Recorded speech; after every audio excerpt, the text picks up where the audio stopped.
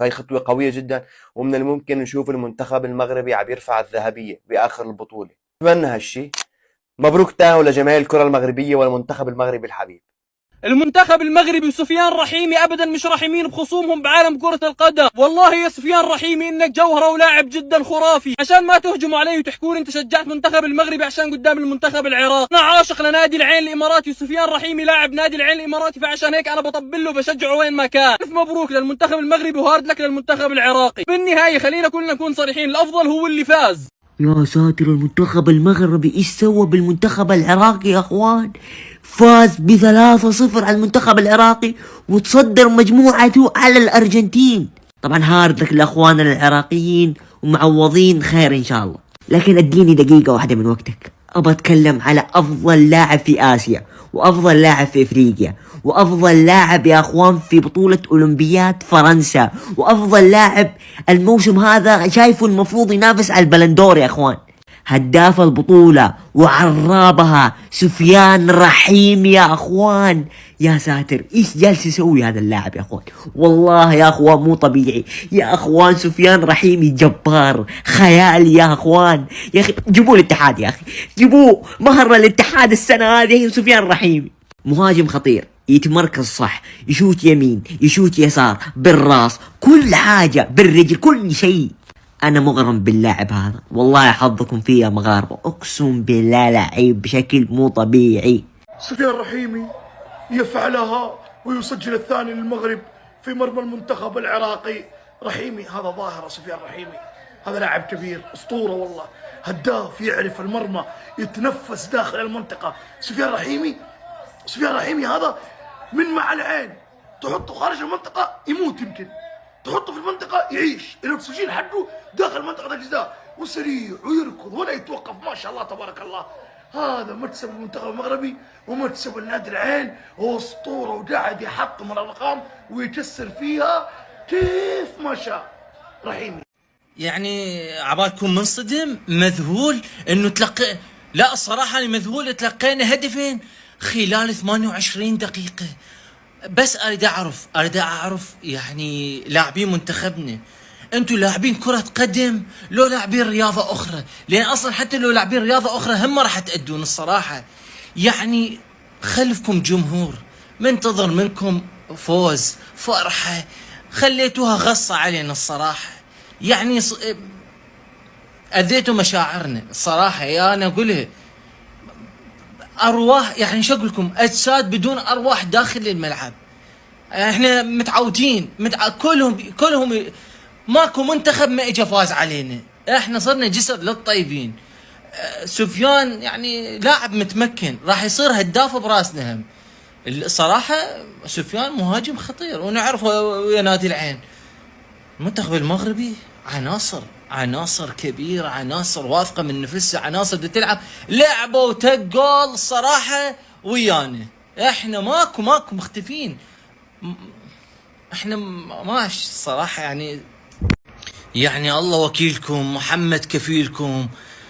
يعني صراحة مهزلة، فضيحة كروية. يعني احنا من الشوط الاول لازم نبارك لاخواننا المغربيين على التأهل. الزلزولي اصلا الجماهير المغربية اصلا ما كانت راضية على اخر مباراتين إله، يعني اداءه كان ما عاجبهم. الزلزولي هسه سجل علينا هدف عالمي، شلون هدف لامين يامال؟ يابا المنتخب المغربي شنو هاللواعيب؟ باع لواعيبهم، باع لواعيبنا. احنا خلينا نشبع حفلة. عمي مسوي حفلة، المنتخب المغربي مسوي حفلة. شلون هالمضحكة جاي يصير؟ من تقولون لي تنتقد مو اعرفهم شنو هذول. بابا مو يم كرة القدم، والله ابجديات كرة القدم ما يعرفوها. المغرب شققونا عمي، بعد الشوط الاول ما خلصان، بعده ما بقالش قيد، بعد دقيقة يخلص. عمي منتخب ما يعرف يلعب كرة قدم، والله المنتخب اللي ما يطلع من الخلف بالكرة هذا اصلا ما يستاهل يلعب كرة قدم.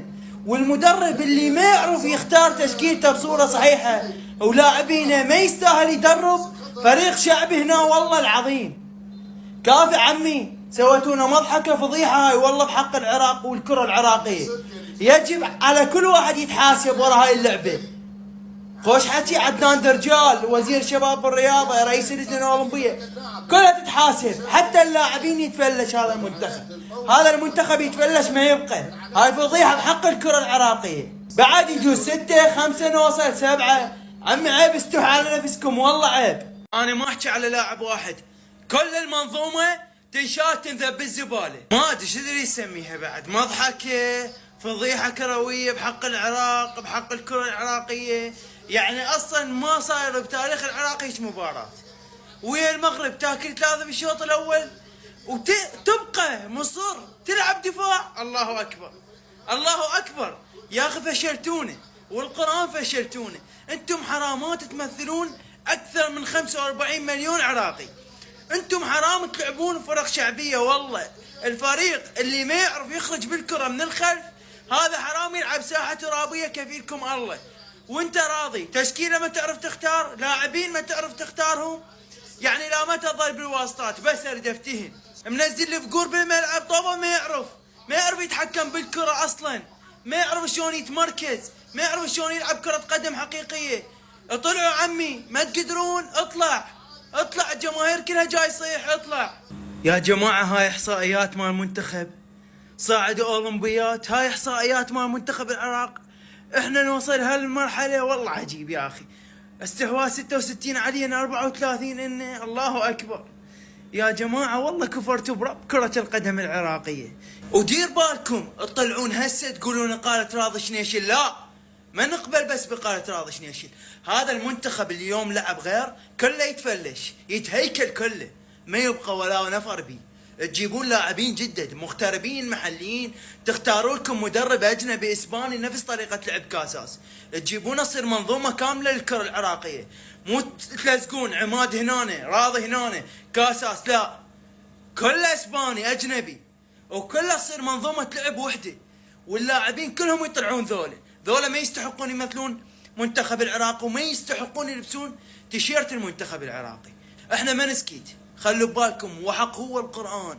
يا اخي نغزو صفحاتكم، صفحات الاتحاد، صفحات رئيس الوزراء، صفحات وزارة الشباب والرياضة، كفيلكم الله نكفركم بالسوشيال ميديا اذا ما تفشون هذا المنتخب. نشين هجمات عليكم غير تتمنون اصلا ما مشاركين بهاي البطولة. ننتظر تفليش هذا المنتخب كله يتهيكل، مدرب جديد، كادر كله جديد. ما يمثلنا هذا المنتخب، ما يمثل الشعب العراقي. والعالم اللي اجتكم باوروبا هاي وصمة عار عليكم راح تبقى تلاحقكم، لان عالم من كل مكان وصلتكم وجت، سويسرا فرنسا المانيا هولندا كلها جت. حتى تشوف منتخب بخير، مو منتخب عطلات وفقور ما فقره. انا ما احكي على لاعب واحد، كل المنظومة تنشات تنذب بالزبالة. يلا كافي. وإلى هنا كنكونوا قد وصلنا إلى نهاية الفيديو. نتمنى أنه ينال الإعجاب ديالكم، وما تنسوش تدعمونا باللايك والإعجاب، واللي ما فعلش زر الجرس يفعلوا كذلك، واللي ما مشاركش معنا يشترك معنا إن شاء الله في قناتنا الصغيرة. والسلام عليكم ورحمة الله.